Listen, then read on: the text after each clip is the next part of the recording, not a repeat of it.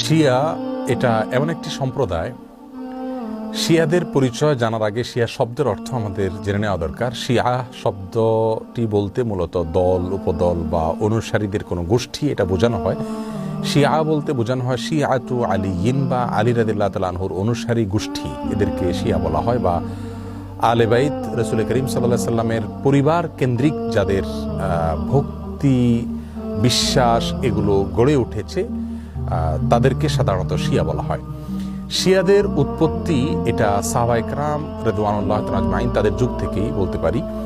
এবং শিয়াদের উৎপত্তির পেছনে যে লোকটি ছিল তার নাম হলো আব্দুল্লাহ ইবনে সাবা। ইহুদি ছিল, পরবর্তীতে সে মুসলিমদের বেশ ধারণ করে মুসলিমদের ক্ষতি সাধন করার জন্যই মূলত এই গ্রুপটি তারা আবিষ্কার করে। শিয়াদের সম্পর্কে আমাদের দেশের সাধারণ মুসলমানদের মধ্যে ধারণা খুবই কম। আমরা অনেকেই মনে করি মুসলিমদের মধ্যেই একটি সাধারণ দল শিয়া, অথচ শিয়াদের যে সমস্ত বিশ্বাস আছে সে বিশ্বাসগুলো ইসলামের একেবারে মৌলিক বিশ্বাসগুলোর সাথে অনেকগুলো বিশ্বাস আছে যেগুলো সাংঘর্ষিক।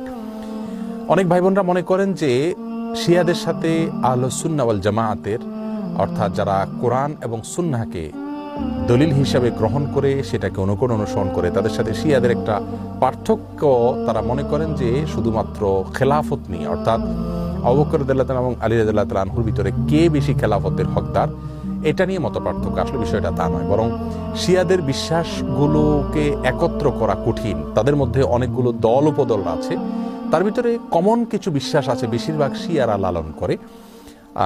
তার ভিতরে একটি হলো তারা কালিমাতুত তাওহীদ আমরা যেটা বলি এটাকে যথেষ্ট মনে করে না। তারা মনে করে লা ইলাহা ইল্লাল্লাহ মুহাম্মাদুর রাসূলুল্লাহ এবং আলিয়ুন ওয়ালিউল্লাহ এটাও স্বীকৃতি দিতে হবে, মুখে উচ্চারণ করতে হবে, তারপর মানুষ মুসলিম হবে।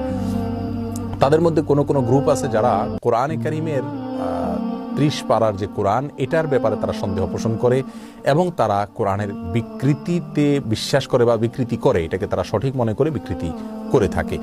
তাদের মধ্যে বড় অংশ বা সবচেয়ে বেশি অংশ বলা যেতে পারে, প্রায় সবাই বলা যেতে পারে, তারা সাহাবীদেরকে সবাইকে কয়েকজন বাদে আলী রাদিয়াল্লাহু তাআলা আনহু, আব্বাস রাদিয়াল্লাহু তাআলা আনহু সহ কয়েকজন বাদে হাসান হুসাইন, ফাতেমা রাদিয়াল্লাহু তাআলা আনহু সহ আহলে বাইত যারা তারা ছাড়া বাকিদেরকে তারা কাফের মনে করে এবং সাহাবীদেরকে গালমন্দ করাটা এটাকে তারা সওয়াবের কাজ মনে করে, ইবাদত মনে করে। আয়েশা রাদিয়াল্লাহু তাআলা আনহা রাসূল আকরাম সাল্লাল্লাহু আলাইহি ওয়াসাল্লামের সহধর্মিণী, তার চরিত্র নিয়ে তারা সন্দেহ করে, যার চরিত্রের বিষয়ে কোরআনে কারীমে সূরা নূরে আল্লাহ সুবহানাহু ওয়া তাআলা পরিষ্কারভাবে ঘোষণা দিয়েছেন। যাই হোক, এ হলো মোটামুটি শিয়াদের কয়েকটা জঘন্য বিশ্বাসের আলোচনা। এবারে আসি শিয়াদের একটা বিশেষ দল, তাদেরকে ইসনা আশারিয়া বলা হয়।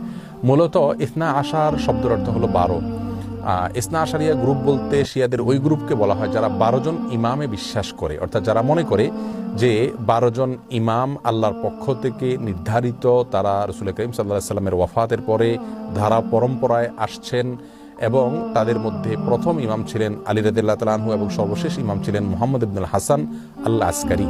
এসব ইমামদের সম্পর্কে, ইমামদের মধ্যে সর্বশেষ ইমাম যিনি মুহাম্মদ ইবনে হাসান আল আসকারী, তারা মনে করে তিনি লুকায়িত হয়ে গেছেন, আবার প্রকাশিত হবেন এবং এই ইমামরা সবাই নিষ্পাপ, তারা কোনো বলতের ঊর্ধ্বে এবং এই ইমামরা সকল প্রকার ইবাদত বন্দিগির ঊর্ধ্বে উঠে গেছে, তাদের কোনো ইবাদত বন্দিগি করতে হয় না।